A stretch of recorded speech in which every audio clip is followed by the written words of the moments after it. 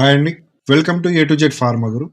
ఇది మనం చాలా మంది డైలీ ఫేస్ చేసే ప్రాబ్లం అండి, కోల్డ్. సో ఈ కోల్డ్ తగ్గడానికి ఇంట్లో సేఫ్ గా ఫాలో అయ్యే best home tips and remedies గురించి క్లియర్ గా ఈ వీడియోలో తెలుసుకుందాం. కోల్డ్ అంటే ఏంటి? కోల్డ్ అనేది మెయిన్లీ వైరస్ వల్ల వస్తుంది. Season change, dust explore, low immunity, cold water use చేయడం వల్ల చాలా ఈజీగా వస్తుందండి.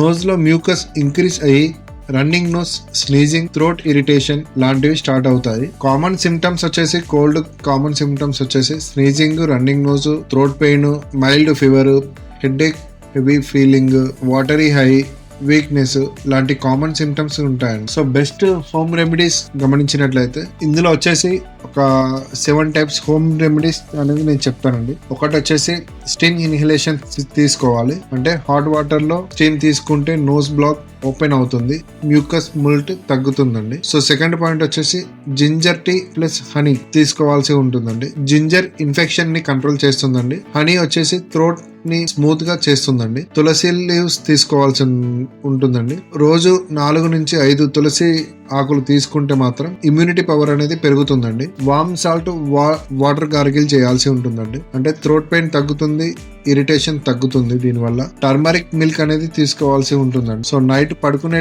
ముందు పసుపు పాలు తాగితే మాత్రం కోల్డ్ ఫాస్ట్ గా కంట్రోల్ అవుతుంది. సో 6th పాయింట్ వచ్చేసి విటమిన్ సి ఫుడ్స్ వచ్చేసి తీసుకోవాల్సి ఉంటుందండి. అంటే లెమన్, ఆరెంజ్, ఆమ్లా లాంటివి ఇమ్యూనిటీని స్ట్రాంగ్ చేస్తుంది కాబట్టి సో ఇలాంటి ఫుడ్ తీసుకోవాల్సి ఉంటుందండి. వామ్ వాటర్ రెగ్యులర్ గా తీసుకోవాల్సి ఉంటుందండి. అంటే కోల్డ్ ఉన్నప్పుడు ఆల్వేస్ గా వామ్ వాటర్ తీసుకుంటే కోల్డ్ సంబంధించింది థ్రోట్ పెయిన్ కావచ్చు, రన్నింగ్ నోస్ కావచ్చు, ప్లస్ నోస్ బ్లాక్ కావచ్చు తొందరగా కంట్రోల్ అయ్యే ఛాన్సెస్ ఉంటుంది.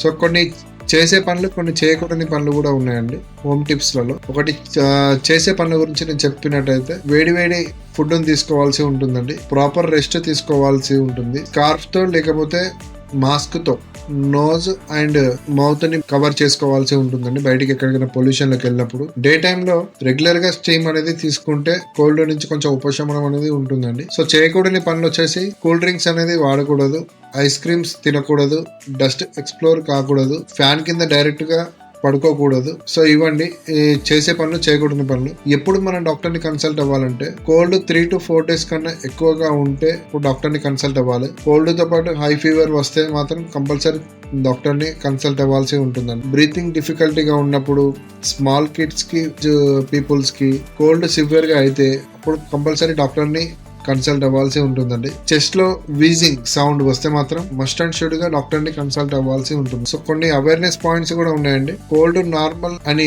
ఇగ్నోర్ చేయకండి. రిపీటెడ్ గా కోల్డ్ వస్తే ఇమ్యూనిటీ వీక్ అయ్యే ఛాన్సెస్ ఎక్కువగా ఉన్నాయి. హోమ్ రెమెడీస్ ఫస్ట్ చేయండి. ఇంప్రూవ్ లేకపోతే మాత్రం డాక్టర్ ని కన్సల్ట్ అవ్వండి. కోల్డ్ కి హోమ్ రెమెడీస్ చాలా ఎఫెక్టివ్ అండ్ సేఫ్ గా పనిచేస్తుందండి. ఈ వీడియో మీకు నచ్చినట్లయితే లైక్, షేర్, సబ్స్క్రైబ్ చేయండి. మళ్ళీ నెక్స్ట్ హెల్త్ టాపిక్స్ లో కలుద్దామండి. థ్యాంక్ యూ అండి.